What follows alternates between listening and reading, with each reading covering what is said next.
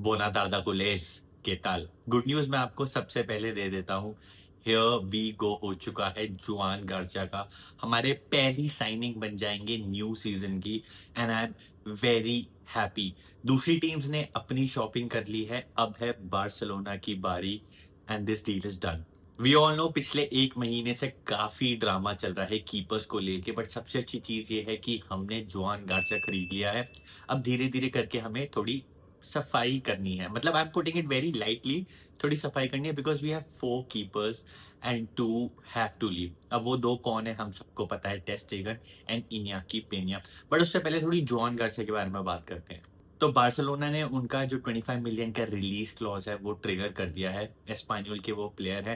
पहले उनको थोड़ा कन्विंस करने में हमें मेहनत लगी थी because he had offers from other teams, specially from Premier League clubs, but he chose Barcelona. एक सबसे बड़ा मेजर पॉइंट उसका ये है कि वो है कैटलान, और उन्हें रिप्रेजेंट किया था भी। एक मैच था कैटलूनिया वर्सेस कोस्टा रिका, वहां पे ही वाज टॉकिंग इन कैटलान। और जितना मैं स्पेनिश कल्चर और कैटलान कल्चर को जानता हूँ, एक Catalan will always represent Barcelona. I think ये सबसे बड़ा रीजन था कि वो बार्सिलोना आ रहे हैं and on top of that he is signing for 5 years, जो एक बहुत अच्छी चीज है कि हमें एक यंग गोलकीपर मिल रहा है फॉर अ लॉन्ग टर्म। अगर मैं बात करूं उनकी सैलरी की, तो जो रिपोर्टेड सैलरी आ रही है वो आ रही है 2.5 million Euros per annum, and with the years जितना वो अच्छा खेलते रहेंगे, आगे बढ़ते रहेंगे साल, उतना उनको एक इंक्रीमेंट मिलता रहेगा।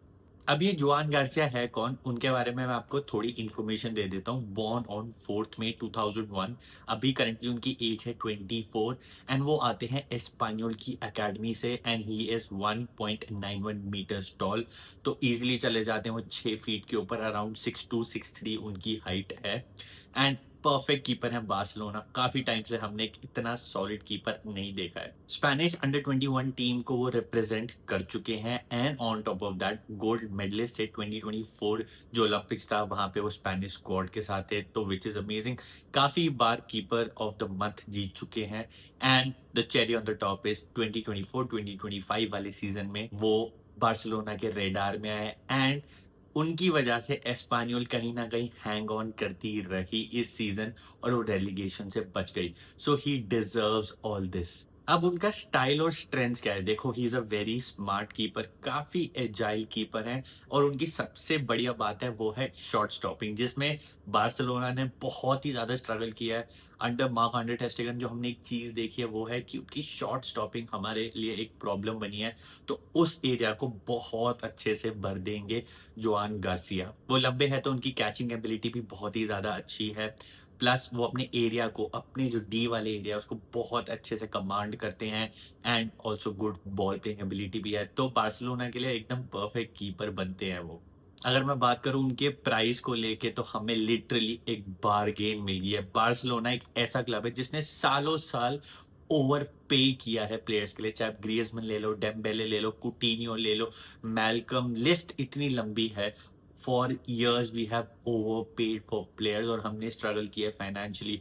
और ये सारी चीजों से, ये सारी चीजें होने के बाद हमने एक चीज सीखी है कि वैल्यू फॉर मनी प्लेयर्स लेने हैं। Joan Garcia is exactly that. So kudos to Deco for getting him. हमने जैसे ही इस प्लेयर को आइडेंटिफाई किया, हम ये प्लेयर ले आए। तो इसके लिए ना, चाहे आप कितने भी खफा हो डेको से, including my self, I am also not a big fan of deco, but उन्होंने ये चीज जो करी है उसके लिए तो मैं बोलूंगा गुड जॉब डेको।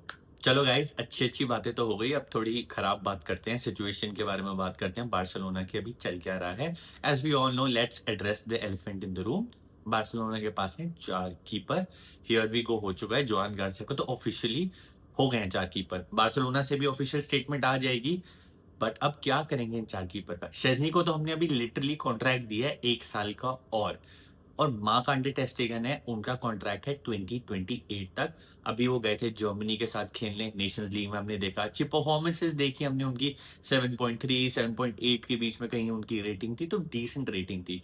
तो अब टेस्टेगन के साथ ये इशू आ रहा है कि टेस्टेगन ने बोला है कि क्लब ने मेरे को कम्युनिकेट ही नहीं किया about getting a new keeper. तो मेरे हिसाब से तो मैं यहीं पे रुक रहा हूँ एंड मेरे हिसाब से मैं मैच स्टार्ट करूंगा and I am Barcelona's number 1 choice. अब ये मिसकम्युनिकेशन किसकी साइड से आ रहा है I do not know. Club की साइड से आ रहा है, टेर स्टेगन की कैंप के साइड से आ रहा है, आई डोंट नो। और ये जो टेर स्टेगन है हमारे keeper, why is he acting oblivious of the situation? हम एज़ फैन्स जो मैं इतनी दूर इंडिया में बैठा हूँ, मेरे को तक पता है कि जोहान गार्सिया आ रहा है, so why ter Stegen is acting like that? He has served the club so well for so many years. काफ़ी सारे मैचेज़ हमें जितवाए, काफ़ी सारे सीज़न में he has been one of our top players.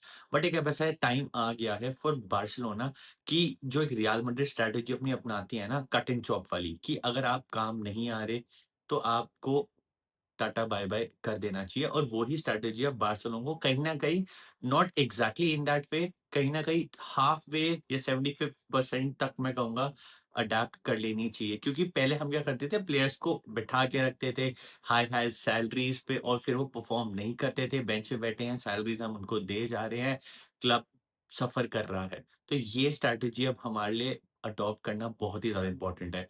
If you are not playing for the club, if you are not playing well, it is time to say good bye. आपको हमें छोड़ के जाना पड़ेगा।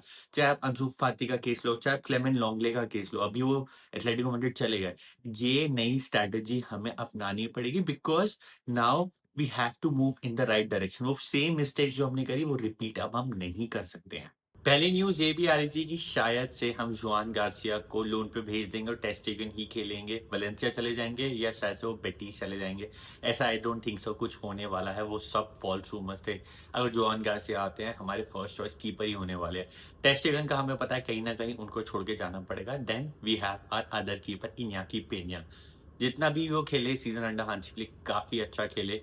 उनका हो गया था fall out with Hansi Flick, इस चक्कर में ही फेल आउट ऑफ फेवर, उनको गेम टाइम नहीं मिल पाया, and because of that game time he also has to leave, because हम 3 कीपर्स का क्या करेंगे? So there is a high chance that हम लोन पे इñaki पेña को भी दे देंगे। If we sell him, good profit for us, but highly likely यही है कि हम उनको लोन पे ही भेजेंगे।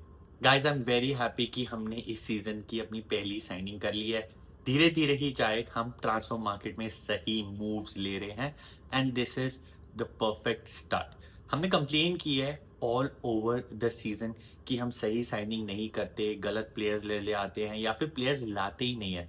तो अब एक अपॉर्च्युनिटी मिली है डेको को और मैनेजमेंट को वही गलतियों को ठीक करने के लिए। तो एक स्टेप तो हो गया है, अब नेक्स्ट स्टेप हमारा है कि परफेक्ट एक लेफ्ट विंग लाओ। चॉइसेस बहुत सारी हैं, लिंक्स हमारे होते रहते हैं। कभी निको विलियम्स अच्छा खेलते हैं, तो हम निको विलियम्स के साथ लिंक हो जाते हैं। राफा लियाओ ने उस दिन अच्छी परफॉर्मेंस दी, तो राफा लियाओ के साथ हमारे लिंक्स आ जाते हैं। लुइस डियाज़ के साथ लिंक्स आते हैं, रैशफोर्ड के साथ आते हैं। लुइस डियाज़ कहीं न कहीं इस सिचुएशन में निकल चुके हैं, लिवरपूल ने उनको नया कॉन्ट्रैक्ट दे दिया है, तो लुइस डियाज़ तो पक्का नहीं आ रहे हैं। अब देखना ये है कि लेफ्ट विंग पोज़ीशन पे कौन आएगा। बाकी आप मेरे को नीचे कमेंट करके बताओ, जोआन गार्सिया की साइनिंग आपको कैसी लग रही है? How good of a keeper he is? टेर स्टेगन के साथ क्या होगा, क्या नहीं होगा, ये भी आप मेरे को बताओ।